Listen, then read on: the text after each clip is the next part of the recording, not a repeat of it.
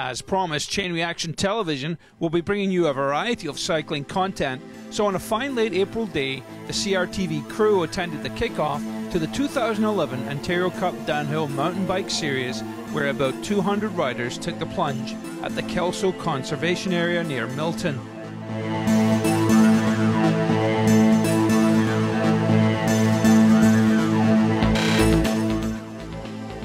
You could be forgiven for thinking that downhill mountain bike racing would be confined to the mountainous terrain of the Rockies or the Laurentians, but as usual, the organisers of the Ontario Downhill Series at Sirbikealot have locked in the few suitable locations in the flatlands of Ontario with enough challenging vertical gravity track to provide decent downhill courses. Kelso is probably not the gnarliest course on the circuit, but the day's results show that it's not a pushover either.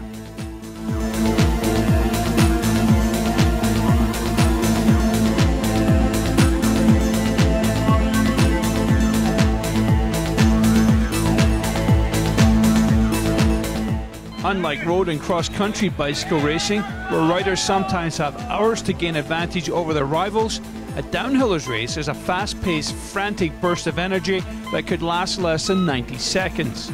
A sort of super speed time trial where riders start individually and fractions of a second on their run often means the difference between first and second place.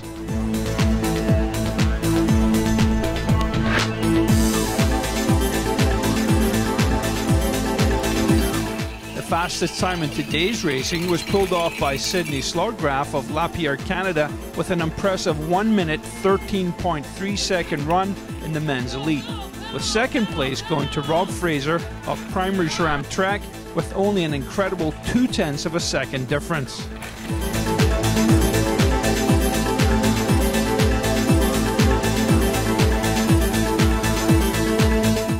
As demonstrated here on one of the technical sections, the first rider through, Tiffin Violati of Impala Bicycles, takes the longer route on the curve.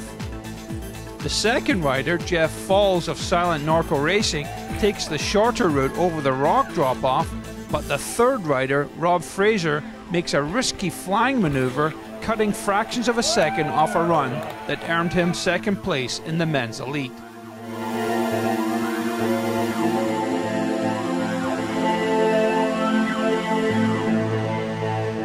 It can be argued that while downhill requires less endurance and stamina than road or cross-country racing, most would agree that it requires much more technical skill, intense concentration and sheer nerve.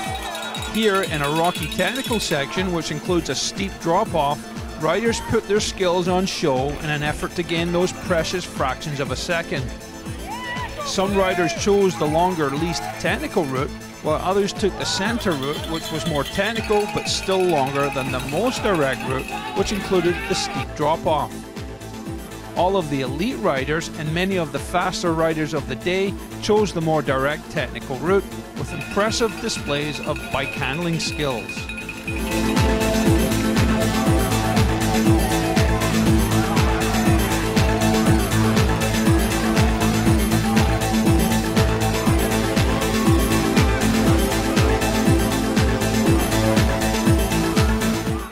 Lapse in concentration at this point can result in disaster, as experienced by this rider while attempting the steep drop-off. This incident reinforces the mandatory use of armour and full face masks for downhill racing, and luckily this rider was able to continue on after finding his bike. The CRTV cameraman also escaped unharmed. I think Chris will be looking for a new helmet after today.